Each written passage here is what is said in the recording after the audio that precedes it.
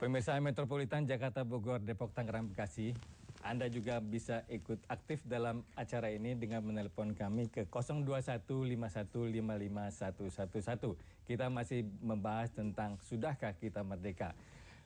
Bung Radar, bagaimana Anda bisa mengomentari apa yang dikatakan Pak Fuad? Apakah benar negara bangsa ini merupakan sudah dijadikan eksperimen macam-macam teori ekonomi maupun politik? Kalau eksperimen itu saya setuju.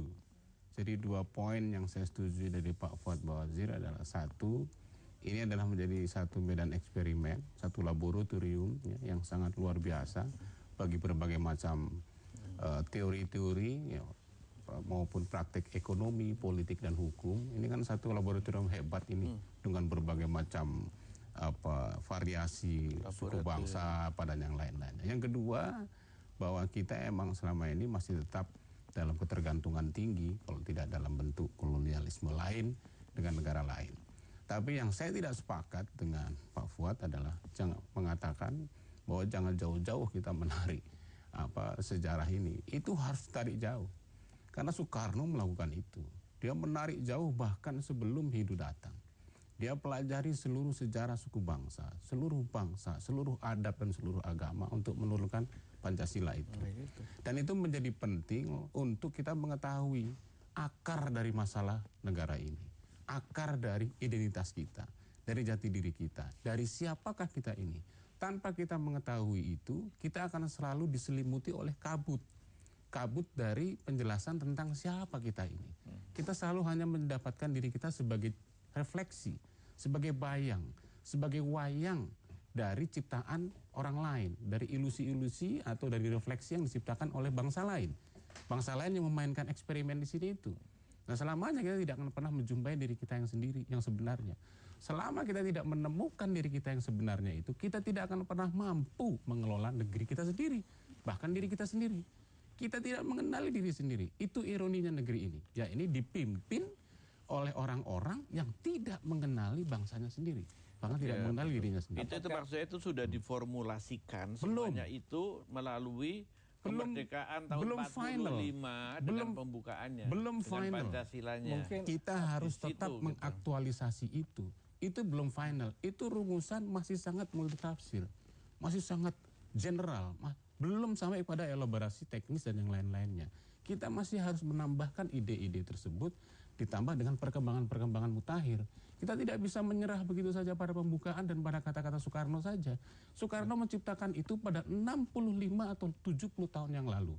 Pada situasi yang jauh berbeda dengan yang ada sekarang. Percepatan dunia menurut beberapa pengamat dunia ya berlangsung puluhan kali lipat percepatannya dibandingkan sejarah peradaban yang sebelumnya. 1000 tahun yang lebih jauh. Bung Radar. Apakah kita belum mampu menemukan...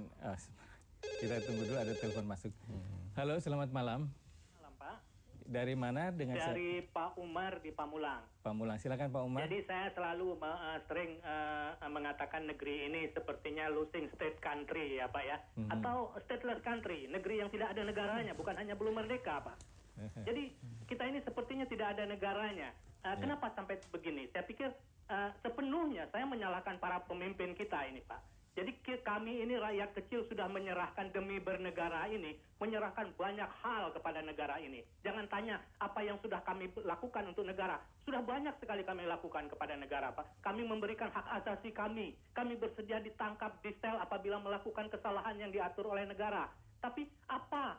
Semua kekayaan kita serahkan dikelola oleh negara. Tapi apa yang diberikan negara kepada kami? Rasa-rasanya tidak ada, Pak. Pendidikan kami membayar sendiri. Mau pekerjaan kami berusaha sendiri. Semua sendiri, Pak. Jadi saya pikir rakyat ini berhak bertanya tentang apakah masih ada negara di negeri kita ini, gitu kan? Nah, kemudian penyebabnya saya tidak sepakat dengan Pak siapa tadi ya mantan Menteri Keuangan masa Orde Baru ya. Iya, Pak Fuad itu seakan-akan ada orang lain, pihak lain yang bereksperimen di negeri kita. Jadi ini kan secara tidak langsung menuding ada orang luar yang bersalah terhadap negara kita. Padahal saya sepenuhnya mengatakan ini kesalahan kita sendiri, kesalahan para pemimpin sekali lagi, Pak. Jadi kemudian jalan keluarnya saya pikir kita minta ampun kepada Empu Gandring ini, Pak. Mungkin kita terkena kutukan Empu Gandring. Rakyat Indonesia ini selamanya tidak pernah mendapatkan pemimpin yang baik. Kita mendapatkan pemimpin yang preman semua. Terima kasih. Assalamualaikum. Terima kasih. Waalaikumsalam. Pak Fuad, silakan tanggapi. Ya, dibilang kayak stateless country, ya to some extent ada benarnya juga. Ya kan, artinya orang merasa pemimpin tidak begitu mengayomi, ya, pemimpin malah sering merepotkan, ya kan. Tidak malah seperti ikut membebani terlalu banyak daripada kepentingan rakyat. Bahwa semuanya tergantung para pemimpin yang salah kelola ini memang betul gitu, bahwa salah kelola itu adalah lebih utama karena para pemimpinnya sendiri. Singapura itu negeri yang juga jadi buah bibir, tapi buah bibir negeri kecil tapi bisa membangun jati dirinya sendiri dan sukses gitu kan. Kita sebaliknya besar, KPK salah kelola. Para pemimpinnya adalah tidak bekerja dengan baik. Nah, yang saya katakan itu bukan hanya semata-mata menyalahkan asing. Semua negeri kalau dibuka sedemikian rupa oleh para pemimpinnya mau melakukan satu kegiatan yang kurang berorientasi pada kepentingan nasional tapi kepentingan asing, gitu ya itu semuanya akan dilakukan. Dan itu pasti dilakukan oleh negara-negara. Singapura yang kecil pun berusaha semaksimal mungkin memanfaatkan Indonesia sedemikian rupa untuk kepentingannya. Itu logik gitu. Bukannya kita menyalahkan asing, apalagi negeri-negeri besar. Pasti berusaha untuk apa yang bisa kita ambil atau manfaatkan dari orang lain. Oleh karena politik luar negeri dan sebagainya masing-masing adalah berorientasi pada kepentingan nasionalnya masing-masing. Okay. Jadi itu yang dimaksudkan bahwa kalau kita ya kencang, bagus menjaganya ya kita tidak akan bisa tergerogoti gitu kan. Tapi kalau tidak ya seperti sekarang ini, kayak alam dikuasai asing, kebijakan dikuasai oleh asing dan sebagainya. Memang kesalahan para pemimpin, tapi itu karena kita membuka, itu yang saya maksud. Baik, Bung Radar, apakah kita tidak punya keteladanan, kepemimpinan, tidak ada negarawan yang mampu mengelola negeri ini demi kesejahteraan rakyatnya? Apakah itu karena memang proses pencarian jati diri kita ini belum ketemu, proses akulturasi kita belum selesai sehingga kita dalam keadaan gamang seperti ini? Jawabannya satu kata, betul. Ya kan, penjelasannya yang beribu kata. Ya, penjelasannya saya berangkat dari kata-kata pendengar tadi. Saya setuju benar dengan apa yang dikatakan. Bahwa negara itu lebih banyak mengurus dirinya sendiri. Mengurus yang disebut negara itu. Mengurus pemerintahan itu dan mengurus kepentingan-kepentingan dari para elit yang ada di dalamnya. Tidak mengurus rakyat. Tidak mengurus bangsanya sendiri. Sehingga bangsa itu mengurus dirinya sendiri. Jadi selama ini dalam berbagai kegiatan kehidupan kita, sebenarnya keterlibatan negara di dalam urusan bangsa dan rakyat itu sangat minim. Sehingga tingkat survivalitas bangsa ini sebenarnya benar-benar tergantung kepada rakyat kecil itu.